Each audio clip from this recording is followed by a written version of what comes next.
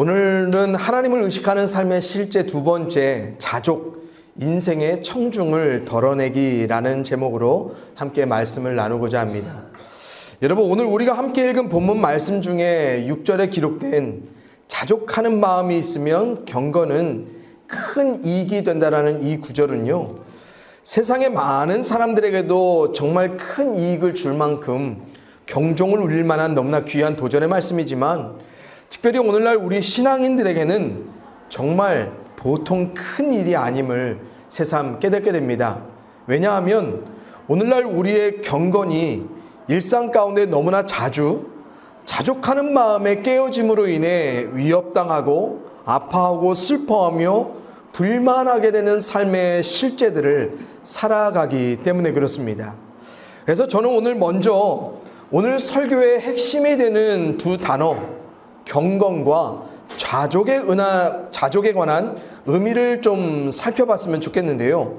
우선 오늘 본문에서 사용된 경건을 가리키는 헬라어 단어가 무엇이냐면, 신약 성경에서 경건을 지칭할 때 가장 많이 사용되는 유세비우스라는 단어입니다. 이 단어는 문자적으로 잘 존경하다는 의미를 갖고 있습니다. 그래서 기본적으로 이 단어는 신이나 아니면 존경받을 만한 그 대상에 대한 경외감이나 의무감을 뜻하고요. 또한 그런 마음으로 합당한 행위를 그 대상을 향해 드러내는 것, 그것이 바로 경건이라는 단어의 본래적인 의미입니다.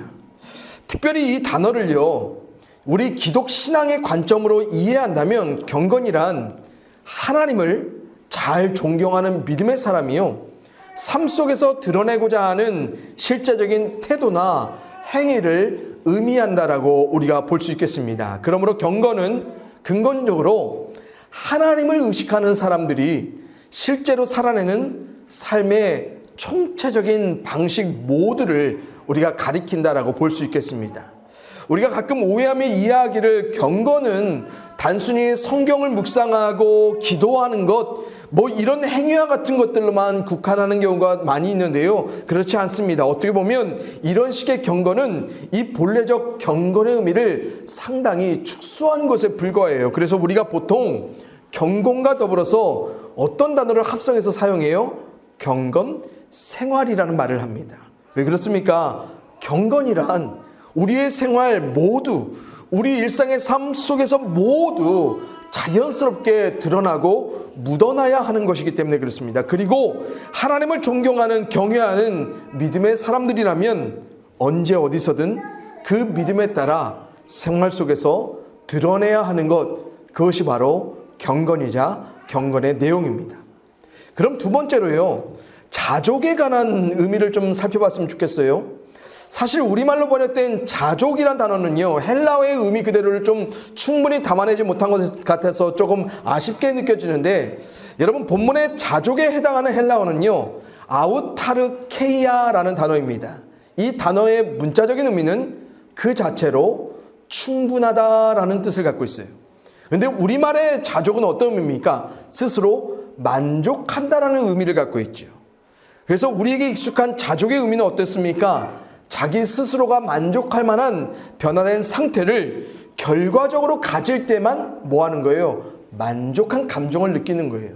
반면에 원어의 의미, 그 자체로 충분하라는 뜻은 뭘 의미합니까?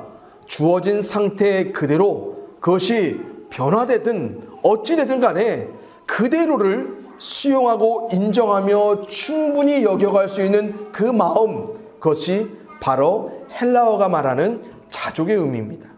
그러므로 신앙적 관점에서 보면 자족이란요, 단순히 상황적으로 풍족하기 때문에 느껴가는 감정이 아니고요, 어떠한 상황이라도 어떠한 조건이라도 하나님을 신뢰하면서 지금 내게 주어진 이 분량들에 감사하고 만족해가는 믿음의 태도가 바로 자족입니다. 그리고 주어진 상황이 우리의 감정과 마음을 결정해버리도록 내버려두는 것이 아니고요, 진정한 자족은요, 상황을 바라보는 우리의 마음이 결정된 믿음의 태도로서 상황에 반응해가는 것이라는 것을 우리가 기억해 볼 필요가 있겠습니다. 그러기에 종합적으로 자족하는 마음으로 경건을 유지한다는 것은 무엇을 의미하냐면 우리 삶의 주인 되신 전능하신 하나님을 우리가 신뢰함으로 결정된 우리의 믿음을 갖고 우리가 지금 가지고 있는 것에 하나하나 만족해가는 그 마음을 품고 살아가는 것이 바로 자족하는 경건입니다. 결국 자족하는 경건이란 뭘 뜻합니까? 하나님을 주목하는 믿음으로 하나님만을 삶의 유일한 청중 삼아서 그분 앞에서 내 삶을 이해하고 인정하고 수용해가는 것, 또한 내 삶 안에 하나님을 통하여서 소망해가는 것을 바로 의미합니다. 그래서 사도 바울이요, 자족하는 경건으로 살아갔을 때 마주했던 이런 큰 유익을 자신의 삶을 통해 이렇게 당당히 고백합니다. 빌립보서 4장 11절부터 13절 우리 함께 읽어볼까요? 같이 읽어요. 시작. 내가 궁핍함으로 말하는 것이 아니니라. 어떠한 형편에든지 나는 자족하기를 배웠노니 나는 비천에 처할 줄도 알고 풍부에 처할 줄도 알아. 모든 일 곧 배부름과 배고픔과 풍부와 궁핍에도 처할 줄 아는 일체의 비결을 배웠노라. 내게 능력 주시는 자 안에서 내가 모든 것을 할 수 있느니라. 아멘. 여러분, 하나님이 자신을 신뢰하는 바울에게요, 자족하는 삶의 비결을 배우게 하실 때 어떻게 하셨습니까? 바울 스스로가 충분하다 여길 만한 그런 상황으로 결코 인도하시지 않았습니다. 바울은 삶 가운데 어떠한 삶을 계속해서 반복했어요? 충분과 불충분이 언제나 반복되는 여러 삶의 상황들을 마주하며 살아갔습니다. 하지만 그가 그 어떠한 삶의 상황과 조건 가운데서도 살아갈 수 있었던 유일한 이유는 바로 그가 능력 주시는 자 안에서 결정된 믿음으로 살아갔기 때문입니다. 그래서 모든 삶의 상황을 살아가도록 자신을 할 수 있게 그 상황마다 역사하여 주시는 그 비밀한 하나님의 역사를 그는 뭐예요? 어디서나 다 살아갈 수 있는 그런 자족한 경건을 바로 큰 유익으로 삶에서 배우고 알아갔다는 것입니다. 그런데요, 서두에서도 말씀드렸죠. 오늘날 우리에겐 이런 큰 유익이 어떠한 삶의 상황에서라도 살게 하실 하나님의 그런 비밀한 역사가 아무 데서나 다 살아갈 수 있게 되는 우리의 삶이 점점 사라지고 있다는 것입니다. 왜요?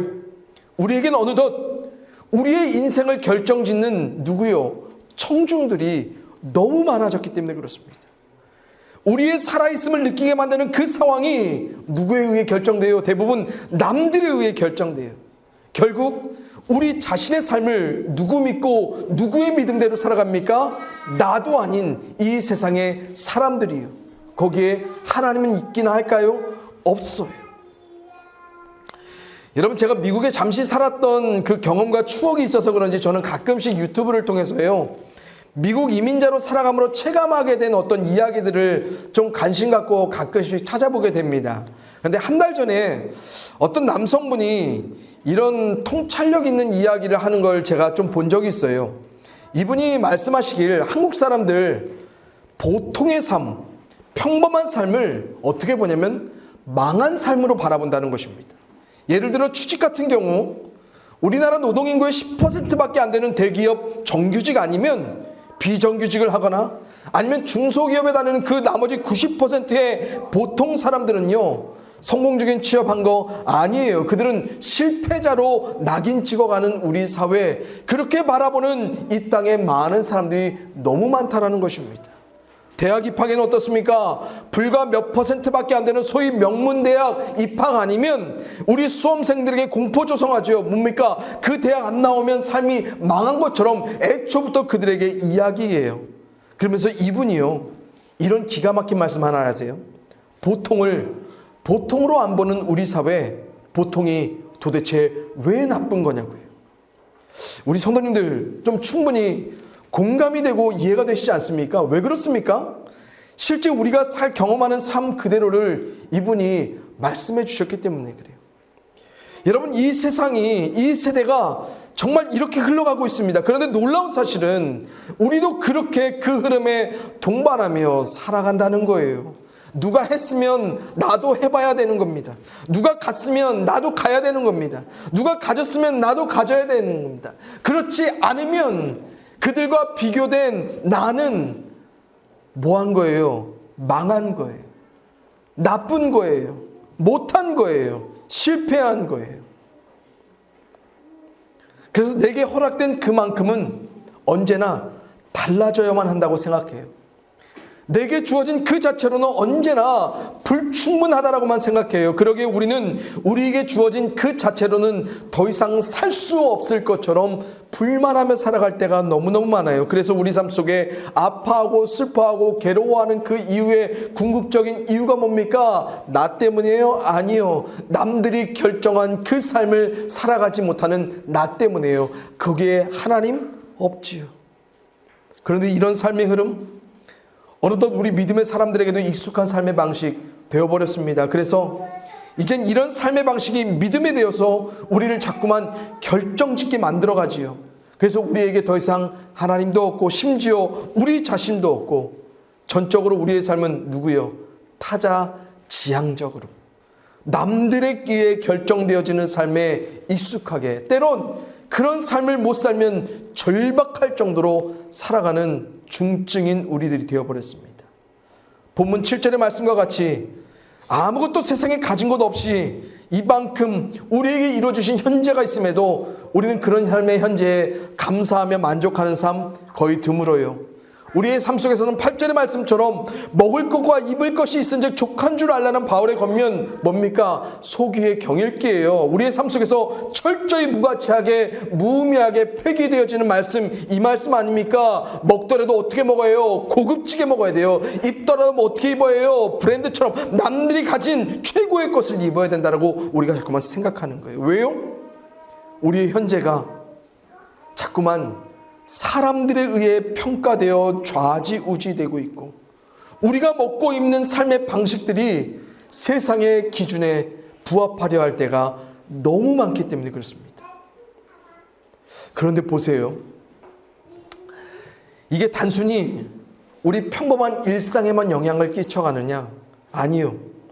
저는 진짜 심각한 문제는 경건생활 그 자체에 이러한 영향력이 발휘된다는 것입니다.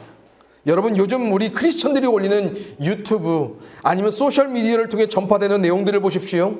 자신들이 행하고 있는 경건의 모양들이 남들을 통해 확인되고 인정받기를 원하는지 얼마나 원하는지 모릅니다. 심지어는 그들이 남들에게 보이고 싶은, 그들은 남들에게 확인받고 싶은 그 경건의 모양을 갖춘 행위들이요, 선한 영향력이라는 이름으로 둔갑된 채 자꾸만 남들에게 전해질 때 너무 많아요. 그런데 여러분들, 사람들 얘기 말고요, 예수님 얘기 한번 들어볼까요? 예수님은 기도할 때 어떻게 하라고 하셨어요? 은밀하게 하라고 하셨어요. 그래서 기도할 장소마저 눈에 띄지 않는 골방에서 하라고 말씀하셨어요. 골방의 그 문까지 닫아가며 너희들은 은밀히 조용히 기도하라 명확하게 말씀해 주셨는데요. 요즘 어떻습니까?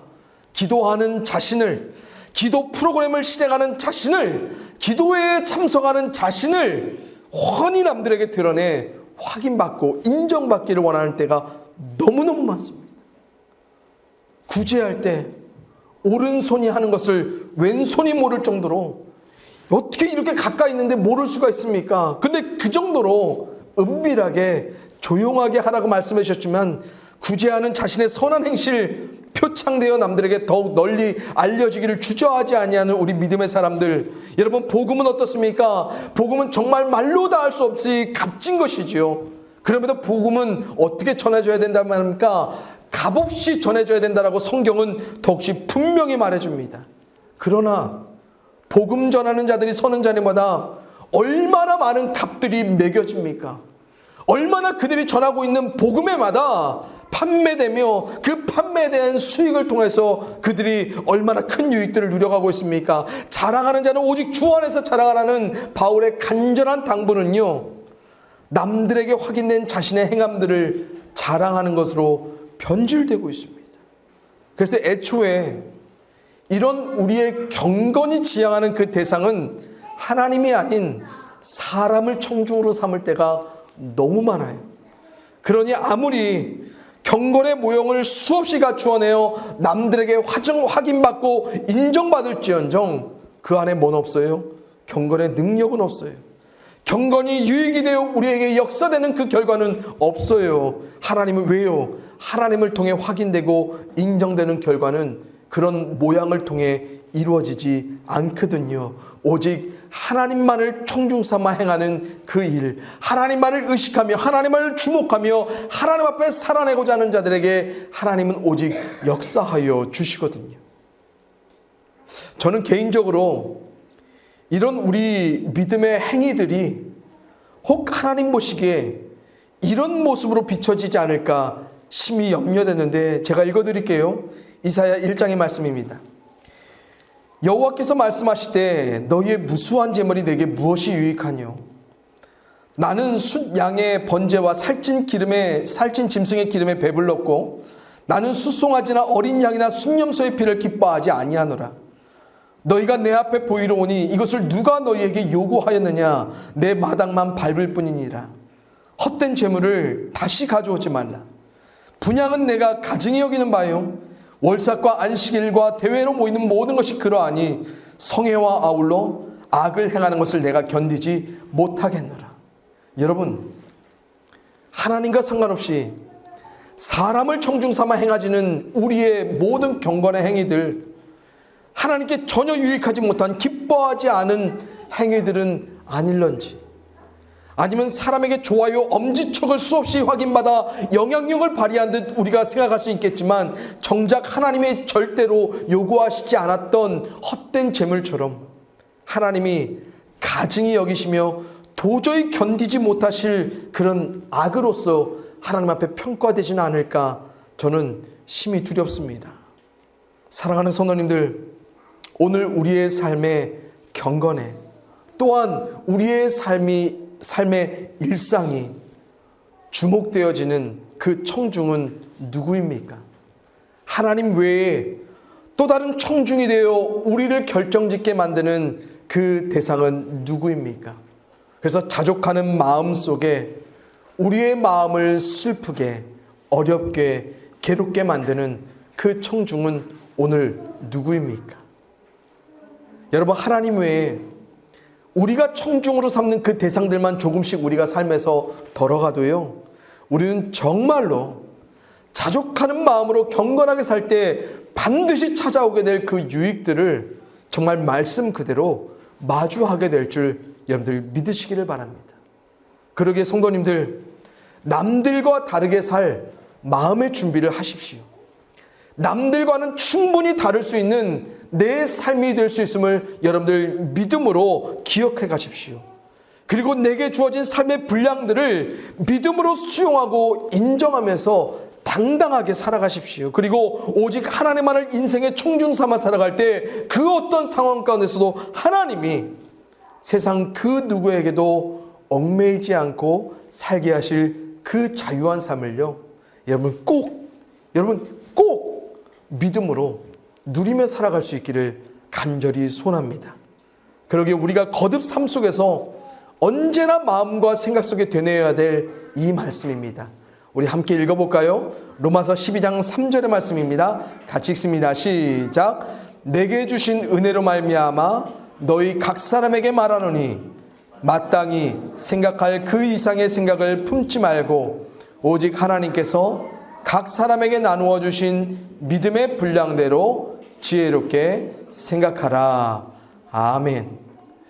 여러분들, 마땅히 생각할 그 삶의 이상, 그 이상이 하나님이 우리에게 주신 소망일 때도 있고요, 하나님이 우리의 마음속에 상관없이 일으키신 하나님의 환상일 수도 있고, 또한 우리의 마음이 급하여서 우리가 원했던 탐욕일 수도 있습니다. 그러나 이 세 가지 정도는 그래도 우리가 우습게 넘겨갈 수 있는데 마지막이 중요합니다. 그 이상이 남들에 의해서 결정되어질 그 이상이라면 우리가 더욱더 지혜롭게 생각하며 살아가야 될 줄 믿습니다. 여러분들, 하나님 앞에서 하나님이 우리 가운데 분량으로 허락하신 그 삶의 그만큼을 우리가 잘 간직하며 그 안에서 자족하는 믿음으로 당당히 살아갈 수 있기를 주님의 이름으로 간절히 축원을 드립니다. 자족하는 경건은 정말로 큰 유익이 있을 거리라 우리가 말씀하신 하나님께 너무너무 감사를 드립니다. 왜냐하면 정말로 하나님을 의식하며 하나님 인도하여 주시는 그 삶의 그 자체로서의 충분함을 인정하는 자의 삶에는 하나님 살게 하시는 놀라운 능력이 있고 그 삶 안에는 하나님 역사하여 주실 삶의 내용들이 분명하게 있기 때문에 그렇습니다. 하나님, 우리가 그 유익한 삶을 놓치지 않게 하여 주옵소서. 이 유익된 삶의 역사들을, 그 소망들을 우리가 믿음으로 붙잡아 갈 수 있도록 도와주시옵소서. 그래서 오직 하나님만을 주인 삼고 하나님만을 삶의 유일한 결정된 청중 삼아 살아갈 때마다 하나님, 우리들의 마음이 자유하게 하시고 기뻐하게 하시고 감사하게 하시고 하나님께로만 모든 찬양과 영광을 돌리며 살아갈 수 있도록 도와주시옵소서. 하나님, 이 세대에 오늘날 우리 자신의 삶들을 결정해가는 수많은 청중들이 있습니다. 아버지 하나님, 그 청중들로부터 우리가 자유할 때 그 자유하고자 하는 그 의지 또한 하나님을 향한 우리의 믿음이오매 이 믿음을 우리가 굳건히 하게 하여 주시옵시고 이 믿음으로 삶을 바라볼 때에야 하나님, 우리 가운데 얼마나 만족된 은혜를 주셨는가 우리가 발견할 수 있사오니 아버지 하나님, 그 삶의 고백이 매일의 삶에 맞춰지는 순간마다 우리 스스로의 입술을 통해 고백될 수 있도록 도와주시옵소서. 또한 고백된 그 삶이 실제로 우리의 삶을 통해 실행될 수 있도록 하나님께서 함께하여 주시기를 원합니다. 아버지 하나님께서 우리 모든 성도님의 삶 가운데 그러한 은혜 베풀어 줄 걸 믿사옵고 능력의 이름 되신 예수 그리스도의 이름으로 축복하며 기도합니다. 아멘.